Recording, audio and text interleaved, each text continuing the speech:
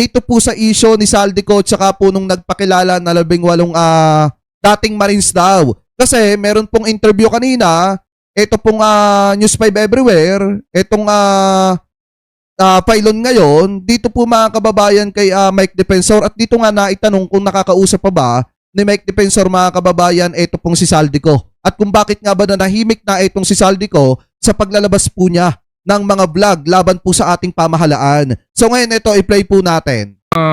Sir Mike, Kong Mike, asan na si Saldico? Kailan mo siya huling nakausap? Kasi nung huli tayo magkaroon ng panayam, if you recall, nakausap mo siya mismo. Sinabi niya mismo. Sinabi mismo ni Mike Defensor na nakausap niya itong si former Congressman Elisaldico mga kababayan. Ngayon pakinggan niyo kung anong sagot nito pong si Mike Defensor. Yung sinasabi nga na posibilidad na siya ay bumalik at saka ba't wala na siyang audio, wala na siyang vlog, wala na siyang paramdam? Well, kung Ted, yung din na pag-uusap no, siguro nakausap ko lang sa nung na bago lumabas itong mga sundalo, hindi ko pa alam partikular kung ano yung mga sasabihin.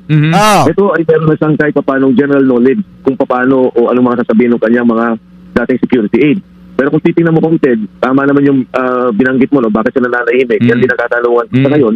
Pero kung mabigat dito sa lahat ng naging investigasyon ng Blue Ribbon Committee at maging dito sa affidavit ni Gutesa at affidavit ng mga sundalo, yung si Mark Estay at si Paul Estrada. In fact, kung Ted, nagulat ako dahil yung palang aid, ito yung nangungunang mga aid ni Congressman Saldico, si Mark Estay at si Paul Estrada. Pero 5 pala yan. And then, tanong naman dito mga kababayan, nasa na ba ngayon? Ito pong si Gutesa. Kasi sinasabi nila matibay yung ebidensyang hawak ni Gutesa. Sinasabi nila mabigat yung statement itong si Gutesa. O bakit hindi nyo ilabas si Gutesa? Bakit hindi nyo iharap si Gutesa sa mga pagdinig at investigasyon? O bakit hinayaan nyo magtago si Gutesa at wala ng balita ang mga kababayang Pilipino po natin? Alam nyo, pagka ganyan yung gawain, talaga mahirap pong paniwalaan yan. Mahirap pong tanggapin yung mga statement na inilabas nitong si Gutesa. Lalo na, ngayon mga kababayan, nag-iingat na ata itong si Saldico kasi alam na kung nasa saan yung kanyang lokasyon. At sinabi nga mga kababayan, kung mapapansin nyo, no, nakaraang araw, lumabas po sa iba't ibang pahayagan na nasa Portugal. Ito pong si Elisaldico mga kababayan. So ngayon, kung mapapansin nyo, buhat nung nabisto, yung kanyang kinaroroonan, hindi na po naglabas ng mga video vlog.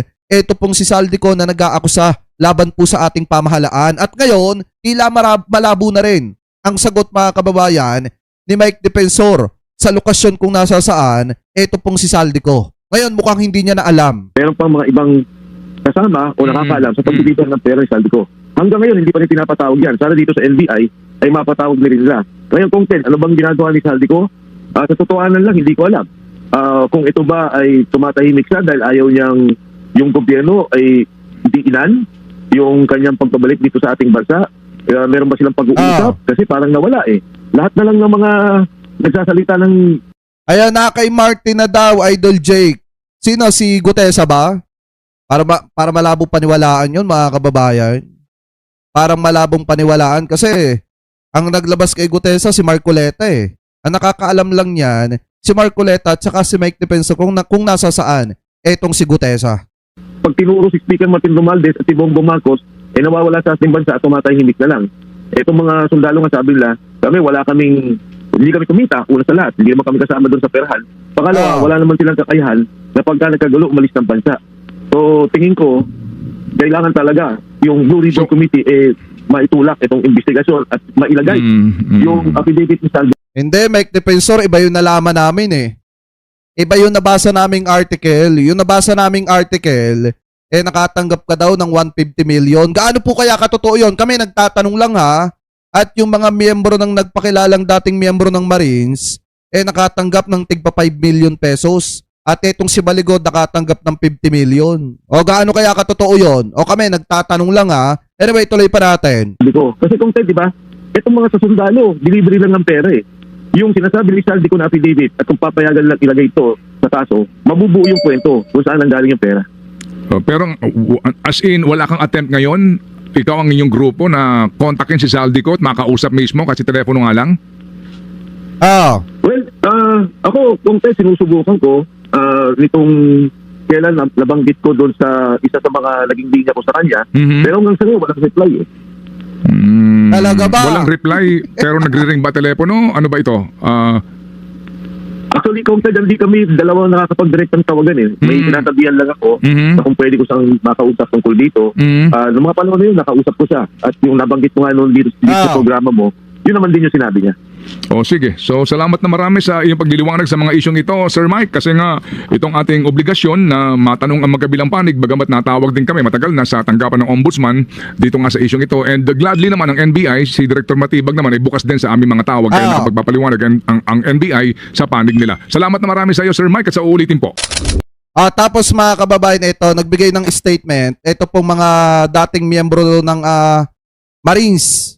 Or itong isa sa mga kasama ng 18 nagpakilala na dating miyembro ng Marines na nag-aakusa laban po sa iba't ibang mga politiko maging sa ating presidente. Meron daw po silang pakiusap sa inyo mga kababayan. Sa mga kababayan Pilipino daw po natin. Ito, pakinggan nyo. So sana At saka bukod sa mga kababayan natin, meron din silang pakiusap sa AFP at saka po sa PNP. usap po sa taong bayan, lalong-lalo na sa mga kasama namin sa AFP, sa PNP, hindi kami ang kalaban. Korupsyon ang kalaban natin para matuldukan, matapos na to.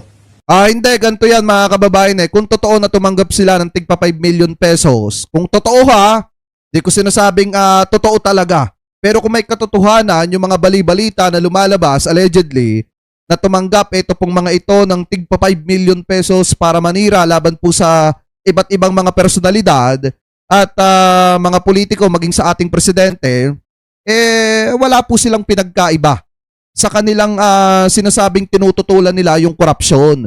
Corrupt din sila kasi tumanggap sila ng pera para lamang manira sa mga kababayang Pilipino po natin, especially yung mga politiko na sinisiraan nila na wala naman silang sapat na ebidensya. Ano po kasi mga kababayan, di ba, parte rin ng korupsyon yung pagtanggap mo ng pera kapalit ng pagsasalita mo. Anyway, tuloy pa natin. May mensahe po ba kayo sa ating mga kababayan bago tayo magtapos? Sa atin po yung mga armed forces po natin, mga PNP, hindi po kami ang kalaban. O hindi yung korupsyon sa ating Pilipinas. So, ika nga, sinasabi ni ating General Luna, Nako! bayan o sarili. Pero, ang nangyayari sa ating bansa, Halatang gawa-gawa nyo lang yan. Baka ibinigay sa'yo yung script na yan. Tama, hindi mo maituloy. Yung sinabi ni General Luna. Di ba mga kababayan? Mukha atang sumobra yung script.